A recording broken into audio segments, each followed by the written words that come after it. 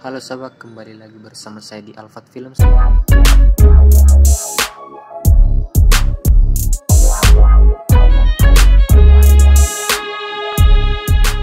Dan kali ini kita akan membahas tentang series Marvel Agents of S.H.I.E.L.D. season yang terakhir.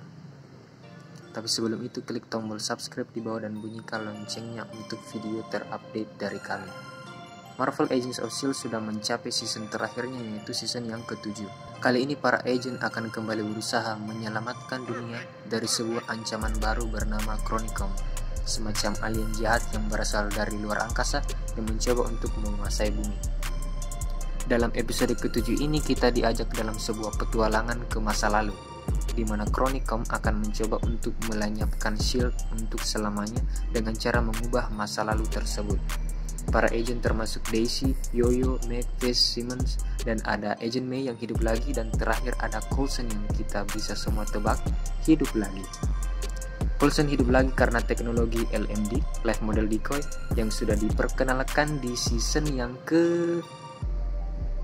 keempat, atau bukan season yang kelima mungkin, yang ada Aida. Nah, teknologi LMD atau Live Model Decoy ini digabungkan dengan ingatan Coulson yang ada di framework, yang kemudian diupdate dengan memori Coulson yang baru.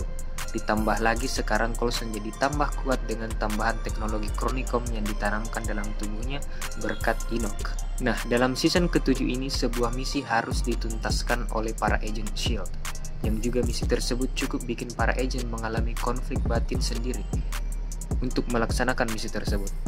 Para agent S.H.I.E.L.D. ini harus melindungi Wilfred Malik, yang juga ternyata adalah ayah dari Gideon Malik.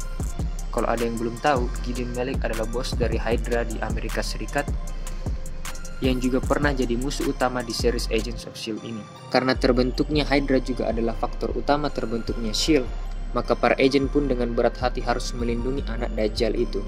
Tapi ternyata dalam episode kedua kita diperlihatkan kalau Daisy Johnson memberikan perintah kepada Dick untuk membunuh Wilfred Malik, walaupun Mackenzie sekaligus Direktur S.H.I.E.L.D. sekarang mengatakan sebaliknya. Namun untungnya Dick tidak mematuhi apa yang dikatakan oleh Daisy tersebut karena dihadang oleh Mackenzie, Direktur S.H.I.E.L.D. Daisy berpikir dengan membunuh Hydra kita bisa menyelamatkan ribuan hingga ratusan ribu nyawa orang yang tak bersalah. Karena kalau ada yang belum tahu, Hydra adalah organisasi yang jahat.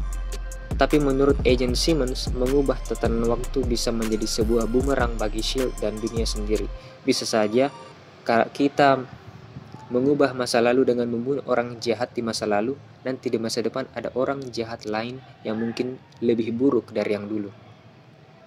Maka dari itu, mengubah masa lalu sangat tidak boleh dilakukan. Maka dari itu, Wilfred Malik harus tetap dilindungi. Tapi apakah Daisy alias Quake akan mendengar perintah tersebut? Dilihat dari beberapa track recordnya di series Agents of S.H.I.E.L.D. ini, dia juga sering tidak mematuhi perintah atasannya seperti Coulson. Maka dari itu tidak tertutup kemungkinan kalau nantinya Daisy akan berbuat hal yang sama. Tapi melihat dari ending episode kedua di mana S.H.I.E.L.D. terlihat berhasil menggagalkan misi dari para Chronicom, maka timeline pun terselamatkan. Tapi bukan berarti Chronicom juga akan berhenti sampai di situ. Mereka terlihat tidak menyerah sampai di situ.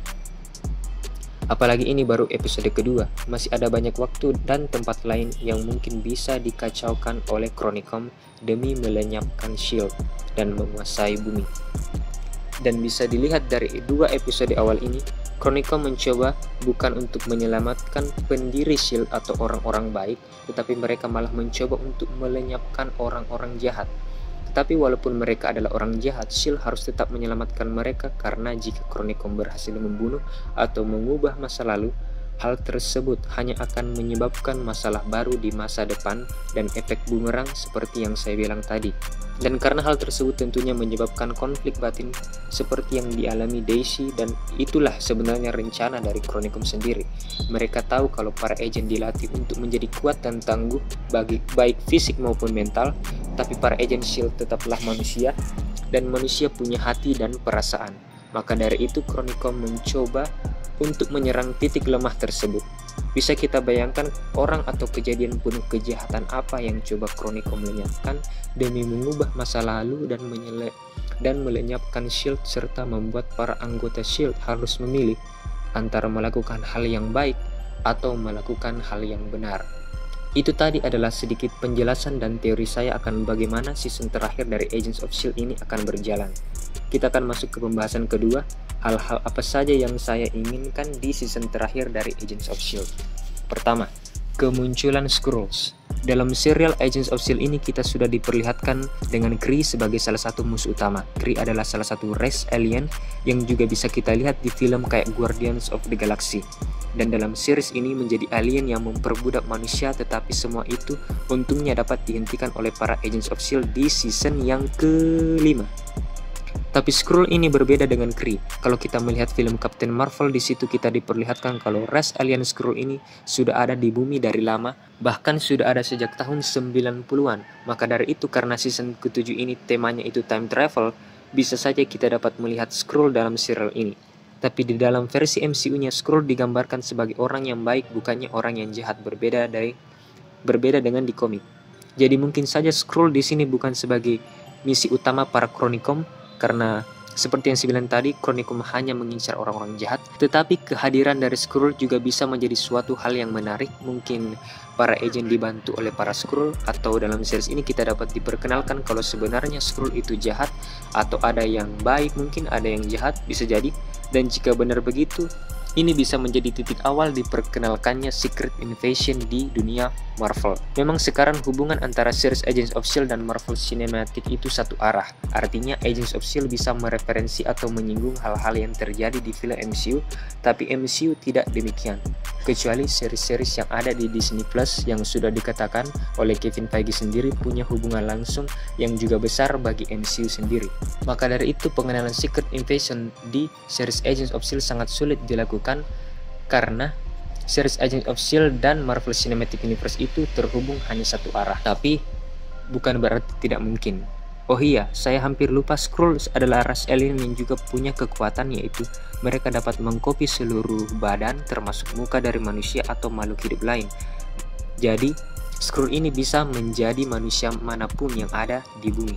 Maka dari itu, Skrull sebenarnya adalah ras alien yang sangat berbahaya karena kekuatannya bisa membawa bencana. Kalau mereka menjadi nenek-nenek jago silat, ya nggak apa-apa. Tapi gimana kalau Skrull malah jadi Kim Jong-un, terus doi memerintahkan untuk meluncurkan nuklir ke Amerika Serikat? Maka nanti perang dunia ketiga bisa terjadi. Nah, itu adalah hal pertama yang saya inginkan ada di season terakhir Agents of S.H.I.E.L.D. ini. Yang kedua, Agents of S.H.I.E.L.D. menyinggung film Avengers Infinity War dan Avengers Endgame. Dalam serial Agents of S.H.I.E.L.D., tepatnya season kelima episode 20, serial Agents of S.H.I.E.L.D. pernah menyinggung tentang kedatangan Thanos yang akan menghancurkan bumi, tepatnya memusnahkan setengah populasi makhluk hidup di alam semesta. What are you saying? Thanos and his forces have begun an assault on your world even as we speak. Well, then I've got to get down there with the Avengers and take on this Thanos. Thanos' strength is unrivaled. You will lose, even. Dan rencana itu dapat kita lihat dalam film Avengers Infinity War dan Endgame. Setelah itu, Agents of S.H.I.E.L.D. setahu saya tidak pernah lagi menyinggung tentang Avengers Infinity War, padahal seharusnya dalam ending Infinity War, Thanos berhasil melenyapkan setengah populasi makhluk hidup di alam semesta.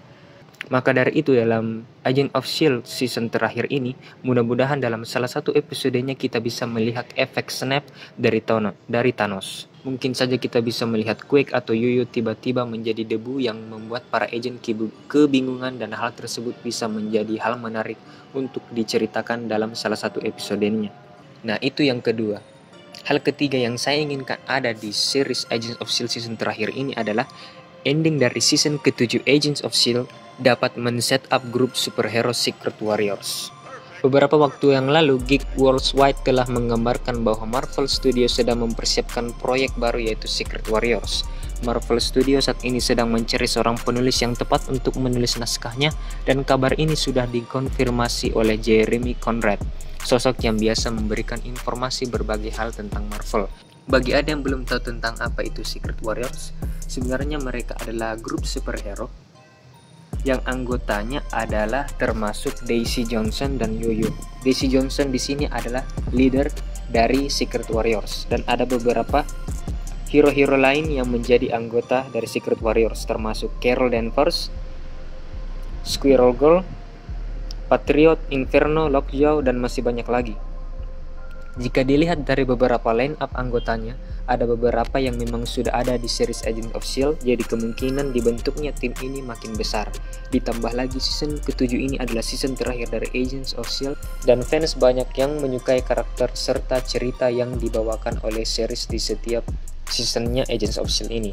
Maka dari itu Marvel tidak mungkin menyia-nyiakan kesempatan ini. Tetapi masalahnya ini adalah project dari Marvel Studio, di mana S.H.I.E.L.D. walaupun memang Marvel, tapi bukanlah project Marvel Studio. Itulah mengapa saya bilang tadi series Agent of S.H.I.E.L.D. dan film-film MCU hanya terhubung satu arah. Marvel Studios adalah rumah bagi film-film MCU seperti Captain America, Iron Man, hingga Avengers. Sedangkan S.H.I.E.L.D. tidak. Karena hal itu mungkin bisa saja ada recast ataupun ada sebuah bukti yang jelas mengatakan kalau series Agent of S.H.I.E.L.D. dan MCU tidaklah dalam satu universe yang sama. Tapi bercermin dari series Marvel yang ada di Netflix yang sebenarnya akan dimiliki Marvel Studio, karakter seperti Daredevil, Punisher, hingga Jessica Jones tidak akan dilakukan recast karena performanya yang baik dalam series dan fans menyukai karakter mereka, maka dari itu recast tidak dilakukan oleh Marvel Studio. Nasib yang sama juga bisa dialami oleh karakter seperti Quake dan Yoyo yang mungkin tidak dilakukan recast dan tetap membuat series S.H.I.E.L.D. dan MCU berada dalam satu garis yang sama. Tapi berbeda dengan series Agents of S.H.I.E.L.D., Project Secret Warriors ini adalah project Marvel Studio, maka dari itu kemungkinan besar project ini bakalan jadi series di Disney Plus atau sebuah film MCU. Itu dia tadi 3 hal yang saya inginkan dapat hadir di series Agents of S.H.I.E.L.D. Kemunculan Skrull, efek snap Thanos, hingga setup untuk Secret Warriors. Jika kalian punya hal lain yang ingin kalian lihat atau teori lain di series Agents of S.H.I.E.L.D. ini, tulis komen di bawah. Follow IG saya di Alfat Films untuk berita seputar film dan TV series. Like jika kalian suka dengan video ini, share ke teman dan grup kalian. Dan jangan lupa untuk klik tombol subscribe di bawah dan bunyikan loncengnya untuk video terupdate dari kami, and see you later.